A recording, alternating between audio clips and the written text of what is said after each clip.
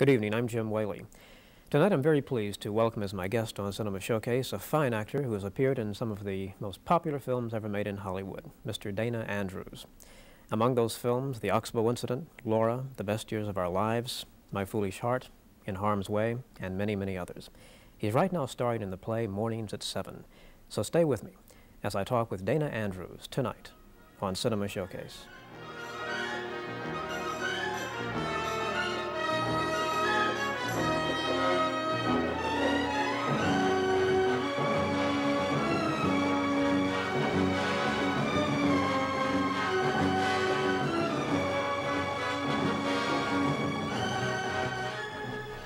Thank you very much for joining Cinema Showcase tonight. And right now, join me in welcoming to the program Mr. Dana Andrews. Thank you so much for being here.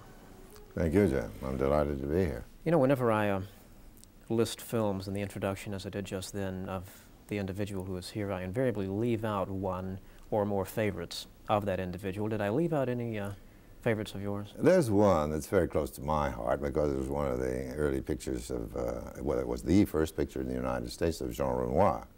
And it was made, it's sort of in this area, not too far from here. It's called Swamp Water. Oh, yeah. With Walter Huston and Walter Brennan, and it was directed by Jean Renoir because Zanuck had given him the pick of all the stories at Fox that they had in the library. And he picked one out of Boy's Life, which was Vereen Bell had written a story about the little swamp boy in Georgia. And Fox was going to make it, and I mean, after he had picked it, Zanuck tried to talk him out of it, and he did it. Well, I enjoyed that because it was a good, simple country thing that I understood. With all its simplicity, it was also very touching and very real, and we did it in the Okefenokee Swamp, which I went back and looked at not long ago, and places where we had to build a ramp out for a half a mile in order to get into water deep enough to put a boat and go down the swamp. Now there are 500 boats for hire there, and roads, and it's really spoiled now. The cypresses are all beginning to die. Well, wasn't that kind of a harrowing experience then to do that? Oh no, it was really quite interesting. The alligators were there, but we knew that they don't really attack you unless you were really trying to ride them or something. Yeah. But don't let your dogs get in the water. They love dogs. Little chance I would either try to ride one or let a dog in the water near one. Yeah. So. That was one of 4 pictures I did with Ann Baxter, and very strangely, my youngest brother, Steve Forrest, has also done 4 pictures with Ann Baxter, just by happenstance. My goodness. Yeah. What a marvelous actress she is, too. I yes, had the pleasure of lovely woman. Talking with her several years back, and a lovely lady. Let me ask you about the play you're doing now, Mornings at 7, which I think is a wonderful play. What attracted you to this play?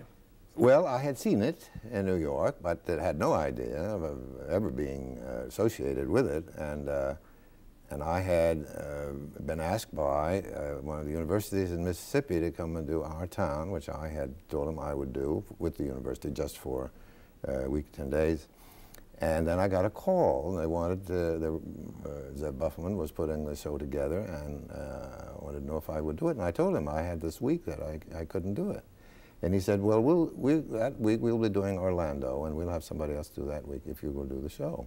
So I liked the play. I thought it was very good, and I thought the part was suitable for me, and I would like to do it. So I agreed. And so now I have just about, this is the last place I'll be doing it, because I go, from here, I go to Mississippi to do the stage manager in Our Town. You know, one thing I was surprised to learn was that this was the first time you had ever worked with your co-star, Sylvia Sidney, and both of you had been in Hollywood for so long. Well, this is not so strange when you know Hollywood. You see, I was under contract to Goldwyn, who was really more or less an independent, but he didn't want to pay me 40 weeks out of the year because he didn't have that much work for me, so he shared the contract with 20th Century Fox. And I was under contract to both of them, which meant that Goldwyn could also loan me out, and also Fox had a choice to preempt me from that. Consequently, I probably worked in as many pictures as I have only because I was under contract to 2 studios at the same time. But Miss Sidney was under contract, it seems to me that she was under contract to Warner's for some time. And I never worked at Warner's except as a studio, or a physical studio, but not as for Warner's. And there was a MGM, which I never did work. And all the time I was I worked one picture there, which was one of my late pictures, which wasn't a very good one.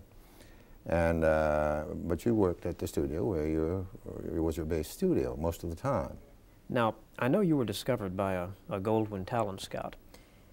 What led up to that? Had you intentions all along of getting into films? That is a story about Goldwyn Talent Scout, which is put out, of course, by the Goldwyn Studio. And you can't blame them for that because their talent scout eventually okayed it. But actually, I was in Texas. I did a lot of plays at Sam Houston State University. It was then Sam Houston State Teachers College. And when I was leaving that university, Dr. Charles O. Stewart said to me, "I know you're going into the business world," which I was. But he said, "I think that one of these days you'll change your mind, and I think you should think about the stage because you have talents that will lend themselves to a success in that." So I went into the business world, and sure enough, in about a year, I was making quite a bit of money, and to me, it was a lot of money. And I realized that if I became president of United States Steel, I wouldn't be happy, and I wanted to be an actor. So I gave my notice in Austin, Texas, and I hitchhiked to California, having spent all my money giving a goodbye party to myself. And I hitchhiked to California, and I hit the worst part of the Depression. And I could get a job driving a school bus for $10 a week, and that's all I could do. But even so, I started working at the Little Theater in Van Nuys, and later that developed into my interest in opera. I studied opera for 5 years, learned 6 complete operatic roles, never used them. And then I went to the Pasadena Playhouse because the man, Russ Colombo's brother, John Colombo, said to me, "You've got a good voice, but if you go into the Met, you've got a long way to go." And he said, "You could get stuck in the chorus and be there for 10 years. You know, why don't you go to one of these little theaters?" And the studios send their talent scouts around. So I went to the Pasadena Playhouse, and I did eventually 25 plays there. And during the play, well, in the early 3 or 4 or 5 of those plays, I did a play with a little girl who has been my wife now for 40 years.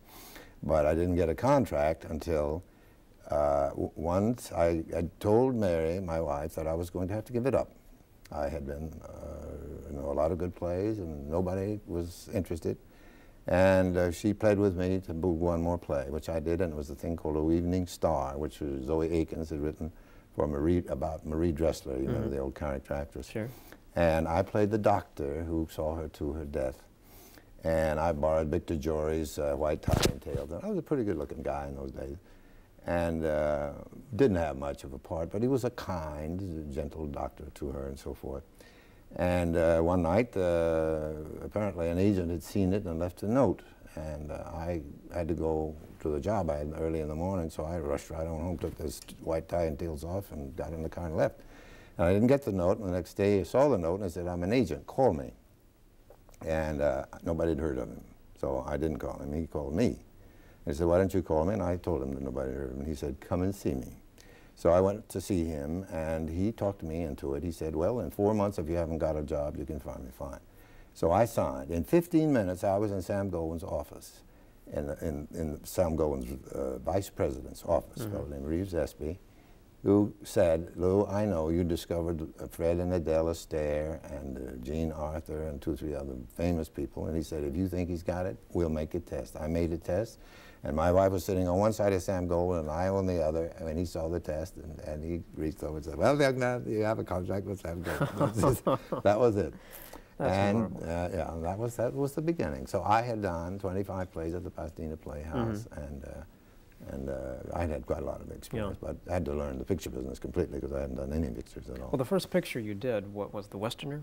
Was that That was the Westerner, and I, of course, the minute I got the contract, we had the engraved invitations for the wedding, and about the time it was too late to call it off, I got a call from Goldwyn saying, "Let your hair and your beard grow. You're going to be in the Westerner." So I was married with a heavy growth beard, with long hair, out in Tucson, Arizona, and they took me to see William Wyler, the director, you know, to see if the costume was all right. Yeah. And he said, "There's too many beards on the set. Shave you off. Cut your hair." The Santa Monica Outlook felt impelled to put on the picture of our wedding picture on the front page, said, "Mr. Andrews is an actor, note the beard." But it wasn't in the picture. But that was my first picture with William Wyler, who also directed one of my last pictures at Goldwyn, and that was The Best Years of Our Lives. Which, incidentally, it might be interesting to you to know, that was written by a fellow who was not too far from here, McKinley Cantor. And he wrote it, and he gave it Henry Morgan, you know, the guy in SWAT? Sure. Yeah, well, he's an old friend of mine from the Oxbow incident. And he handed it to me. He said, "Take this home and read it, and you're going to be in it." He said, "You shouldn't, but Goldwyn says you are." I said, "Why shouldn't I?" And he said, "Well, because you're too old." He said he's a tail gunner, and the tail gunners don't live that long. So I took it home and read it, and I gave it back to him. I said, "Why did you write it in blank verse?" He said, "Dana, I never could afford to write in blank verse because nobody buys it. But when Goldwyn commissioned me to write this, he didn't say, 'Now don't write it in blank verse.'" So I wrote it in blank verse. Well, he's actually suffered some from that because he didn't get full credit for having written the original story, which he did, because they got Robert Sherwood to come in and change that into, but it was a wonderful story. The story is all basically the same. That picture, I think, touched a chord at the time in everybody's lives that that made it a true classic. I think it won, what, 8 or 9 Academy Awards, 7. Including Best Picture of the year. I had a letter recently from William Wyler, who directed that, and if you don't mind my telling this, to me, it is one of the nicest things. He had been honored by, among them, The Best Years of Our Lives. It was sort of a life thing for him.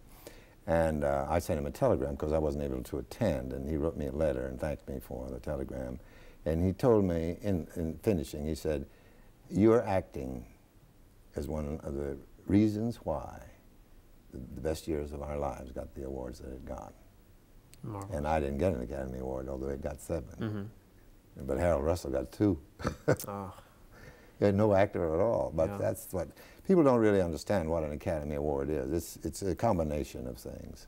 But it is mostly successful pictures are always Academy Award nominees. And sometimes, the Oxbow incident took 18 years to pay the negative cost, and I think it's one of the finest indictments of what men can do in groups, you know, against their own will. Without question. Yeah, without question. It's really a terrible indictment. Working for 2 studios as you did, now that could either be, I would think, a fascinating experience or a grueling one. How did you find it? I find it very pleasant. You don't have much choice, really, particularly if you're not a big star. Then you do. When you become important and they think they're going to lose you eventually.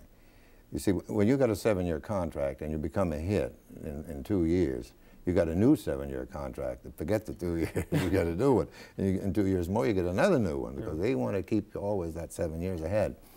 I did, with Fox, a lot of good pictures, and I had to work like mad to get pictures because they had a lot of people there that wanted them too. And one that I wasn't going to get was Laura, and I'll tell you a little story, if I may, about that, because Hodiak had just been, worked with Tallulah Bankhead in Lifeboat, and he was going to do it. And Otto Preminger had never produced a picture or directed a picture. And he was going to do it, and I was doing The Purple Heart, and Milestone, who was directing it, gave me a script of Laura and said, "Here, take this home and read it. It's a good thing, it'll make you a star." Little did he know the picture he was doing, The Purple Heart, is what made me a star. But anyway, I tried to get it from Preminger, and he said, "No, Zanuck says Hodiak's going to get it." So Zanuck put me in a picture with Don Amici, called, I forgot what it was, a battleship thing, and they were taxied 22 ships up on the back lot. And a young man who wanted to, on that ship, 22 airplanes were taxied up Pico to that ship. And there was a young man who was now president of 20th Century Fox, wanted to see them, and Virginia Zanuck was his mother. His name was Dickie Zanuck.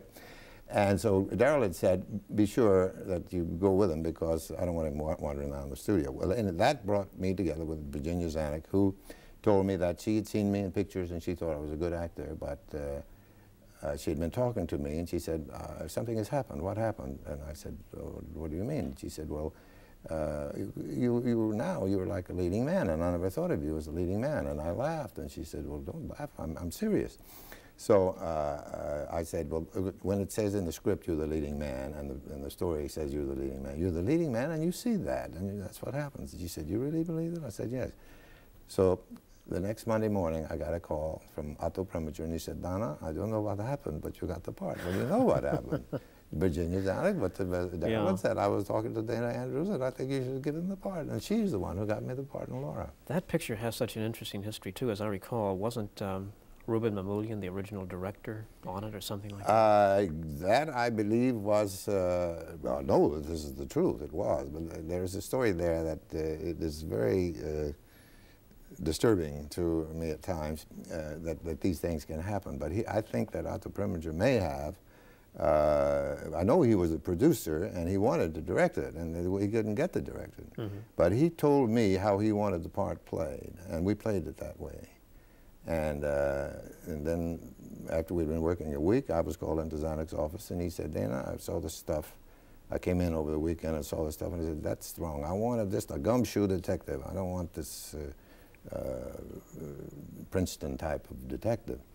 And Otto turned to Mamoulian and said, I told Ruben that. And Ruben said, you bald-headed so-and-so. He said, I'll pull what air you got out. You talked me into it. Well, I know he did, but we didn't work that day. And the next day, Mr. Preminger was the director. There's an interesting story. story. He had never directed a picture. There's an interesting story, too, about how one of the world's most famous songs came about. And you can tell the story, of course, better than anyone. The theme that David Raxon wrote for Laura was not originally to be in the picture. Is that correct? No, that's not quite it. He was to write a song which Preminger had said, we want a song we got to have it by 10 days. And he tried one thing and another, and Preminger said no.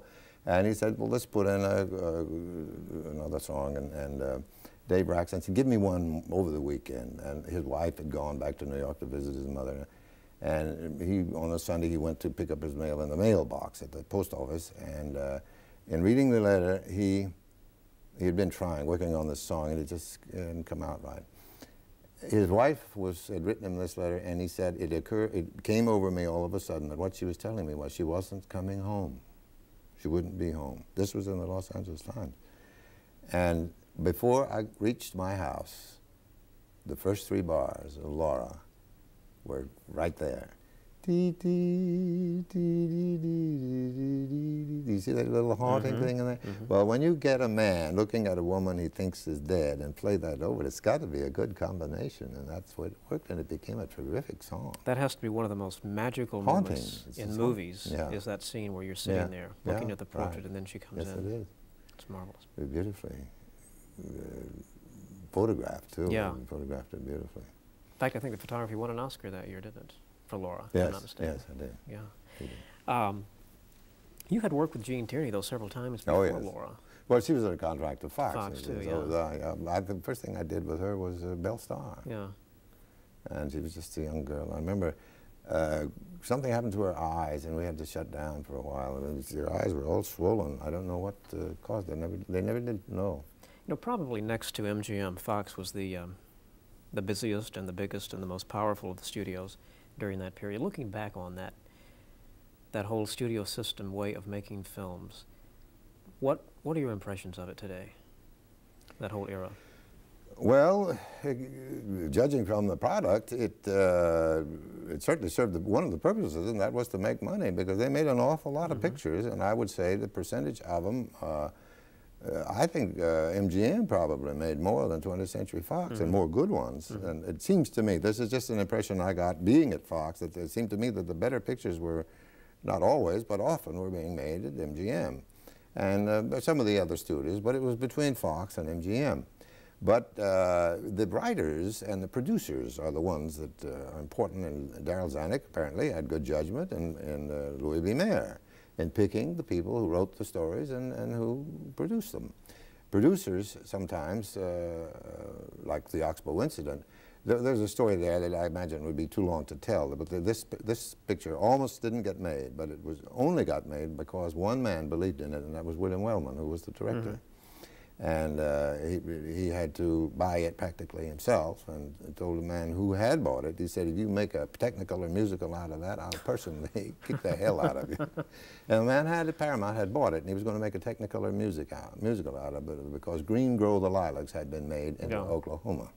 And this, he thought, is a good reason for There's turning a certain that. kind of logic there. It was, but Wellman insisted, and finally Zanuck said to him, take anything else you want, but forget that. Mm-hmm.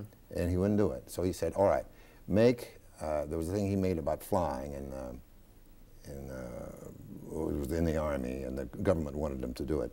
And the other one was Roxy Hart, which is Chicago made over again. Yeah. And he did that. And he said, when he finished those, he said to Darryl, okay, now we make the Oxbow Incident. Darryl tried to talk him out of it still, and he said, no, you little so-and-so. He said, you made me a promise that you were going to keep it. They were friends. So he made the Oxbow Incident, and it took 18 years to pay the negative cost. Oh. Darryl Zanuck was right. See, people who like Westerns wouldn't like the Oxbow Incident because it's a document. Yeah. It's not a Western. And it's laid in the West, but it's not a typical Western. And the people who don't like Westerns and would like the Oxbow Incident wouldn't go because it was a Western. Thinking it was a Western, yeah. Sure. But as you said earlier, it certainly is one of the most powerful indictments ever made. It shakes you to realize, that this thing happened. And really, what happened often in those days, and when they hung people or punished them or killed them, that was true, that they didn't take the trouble to find out whether they'd done it or not. It was just to get something off of their, out of themselves, their anger. And this was, I think, one of the best documents of that thing that ever was written. I reread Bosley Crowther's review of that film at the time, and he was then, Bosley Crowther, the most powerful, I guess, film critic, writing for the New York Times. And among the things he said was that Dana Andrews gives a heart-wringing performance in this film. And I think to say that the movie holds up well today is an understatement. Bosley Crowther also said, in the best years of our lives, you don't mind my quoting him again, in a book called 50 Greats, he said, Dana Andrews was privileged to give the best performance in the picture, ironically overlooked by the Academy. Oh. That's this review of the best years of our lives. What a group of people in that cast. Yeah. I mean, Frederick March and Myrna Loy. And oh, yes. Teresa Wright, I think. Yeah. Gee. Yeah, that was a beautiful thing. Let me ask you about another picture of yours that it seemed to take a while to catch on and is now regarded as a true classic, and that's Walk in the Sun. That is a very interesting little story. The man who wrote that, you would think, was in the Army, because those guys all talk like the Army, and I took the trouble to find out if it was. He wasn't. But what he did was, he was over in England, and he got the guys coming from Italy back over to England, where they would send them on furlough. That's where they would go. And he would get them and buy them beers and ask them a lot of questions, and he just sat there and wrote it down. And he got the parlance and the attitudes and things from them, and then he put the story together. And it was a little book called Walk in the Sun. And there was a fellow that was actually not much of a producer who bought it. And he got some fellows with him to put up the money, and they got Louis Milestone, my friend, to direct it. Well, the man who put up the money, one man put up $300,000, and one day they called him up and said, you promised us $300,000, we need the money. So they put the $300,000 in there because that's what they had to have. Turned out the money was in $1,000 bills, $300,000 bills. $1,000 bills are not legal tender. They are only to exchange money from bank to bank. And he had stolen the money in a robbery. The man, dude. That's incredible. It is incredible. So Fox then took over. That's how Fox got involved in the picture, because they were broke. So then they took over and made the picture as a Fox picture. Many consider that and All Quiet on the Western Front as two of the peaks in Milestone's career. Yes, and he directed both. Yes, it was. I don't think so. And how he did the two of them is very interesting, because he got all those fellows in All Quiet to do the same thing he did with us. He took us all out there in a camp, in a prairie outside of Los Angeles, 30 miles out there, and we lived out there. And we got to know each other just like people do in the Army. And that's the only way I think that you could have got that parlance between them, is to have them living with each other and being able to talk to each other as a guy that you slept with, and that you knew all about. And it really was that way. Of all the directors you've worked with, we only have a couple of minutes left, and you've worked with really the best. Is there one you can say you have either learned more from, or has taught you more, or is your favorite to work with?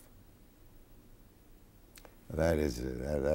How do you pick from Weiler and Preminger and Miles? I think that if I had to, I would say that William Wyler was probably the most competent overall director because of the depth of his perception of what was going on the screen, the effect it's having. And Millie Milestone, of course, was very good. And but I think that it would be Wyler that I would have to give it to. The others, once here and once there, but Wyler consistently, always very good. He stopped production 3 days in the best years of our lives, and they rewrote scenes that he just said they weren't written right. And he got Robert Sherwood to come out and rewrite the scenes. It's amazing. Yeah. We've got only a few. Was Preminger as big a tyrant as we hear? Yes, worse. Really? But also, he could be a very pleasant man. Yeah. He was. We were friends. We still are. But there's a fellow that wants to write his biography of him. He's always calling me, and I said, I don't want to. I just don't like to tell stories on people, and I don't like to see anybody else do it, so I'm not going to be offended myself. And I don't want to tell stories on Otto Preminger. He'll suffer enough. Yeah. This has been a very fast half hour, and I hope you've enjoyed it. I have indeed, and thank you very much for having me Thank here. you so much. And let's have everybody enjoy also Mornings at 7. I hope they will. It's a very interesting play. Indeed. Thanks so much for being Thank here. you. My thanks to all of you for watching. Until next time,